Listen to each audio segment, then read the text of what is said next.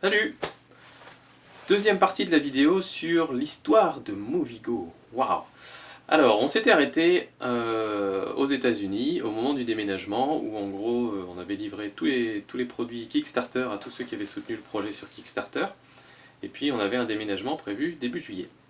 C'est là que les choses se gâtent, c'est-à-dire que toutes les sociétés de déménagement auxquelles on avait fait appel pour avoir des devis nous avaient dit délai 4 à 6 semaines entre les États-Unis et les Pays-Bas.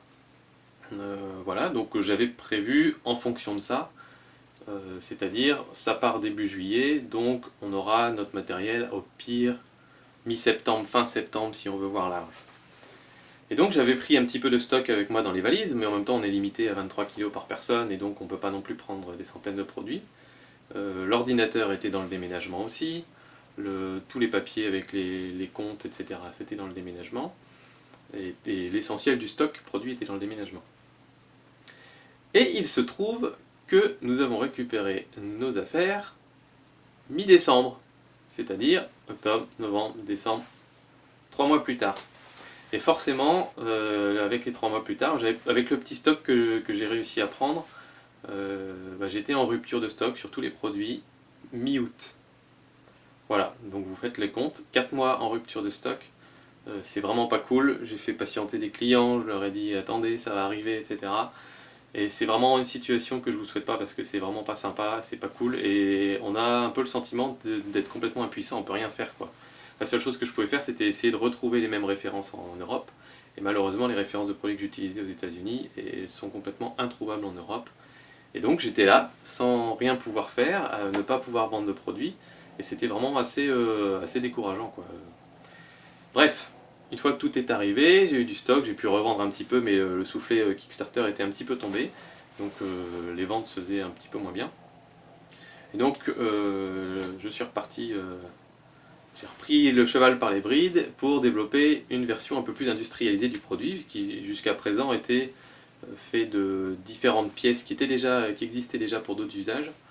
Et cette fois-ci, l'idée c'était de l'industrialiser, donc de faire des pièces sur mesure, de les faire faire par des fournisseurs, pour pouvoir fabriquer en plus grande quantité si besoin, et avoir un beau produit fini, packaging, etc. C'est à ce moment-là que j'ai reçu un message d'un jeune étudiant ingénieur à Toulouse, qui s'appelle Thomas, qui lit mon blog régulièrement.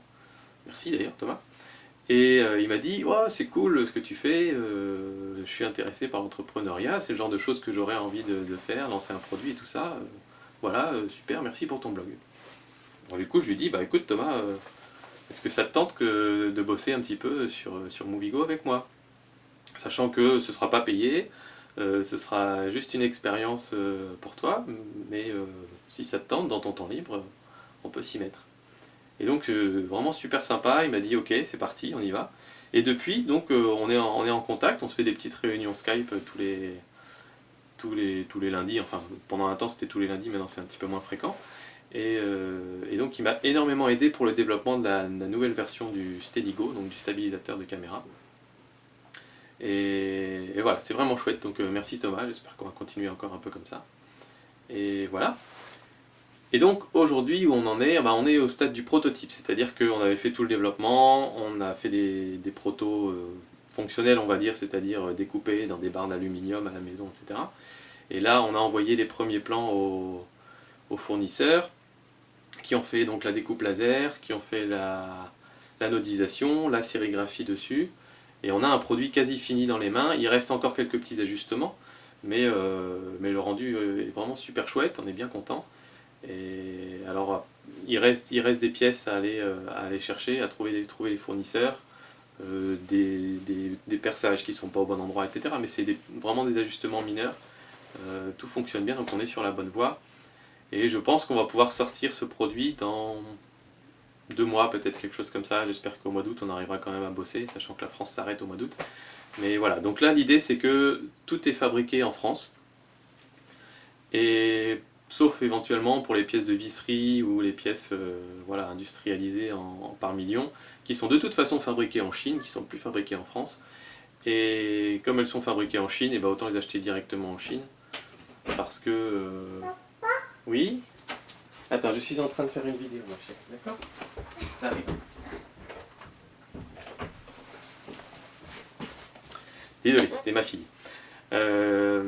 Et donc, oui, je disais, autant se fournir directement en Chine, parce que de toute façon, la production est faite là-bas, et si vous l'achetez en France, vous allez juste le payer 3 ou 4 fois plus cher pour payer l'intermédiaire. Donc je vois pas vraiment l'intérêt là-dedans. Donc pour ces pièces-là en particulier, ce sera acheté en Chine ou ailleurs où c'est fabriqué.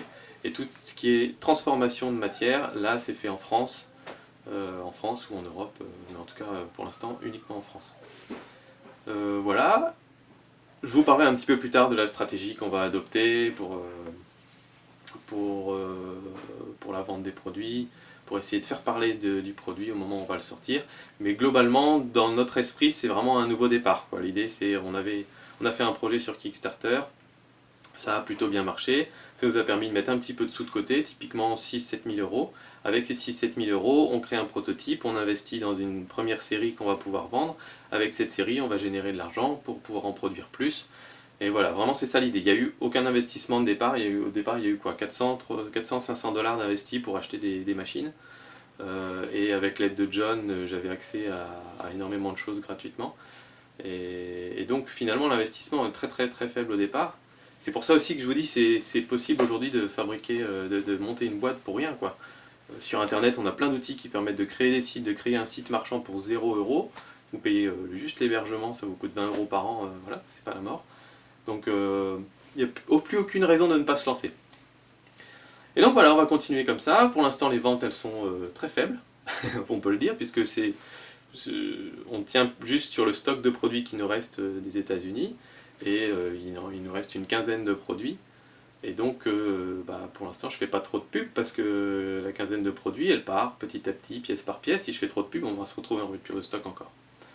Donc pour l'instant, on génère un chiffre incroyable aux alentours de 150-200 € de chiffre d'affaires par mois. Et enfin voilà, c'est complètement anecdotique et j'espère que ça va bien changer avec l'arrivée du nouveau Steadigo. Voilà, c'est tout pour la vidéo d'aujourd'hui et puis je vous dis à bientôt. Salut!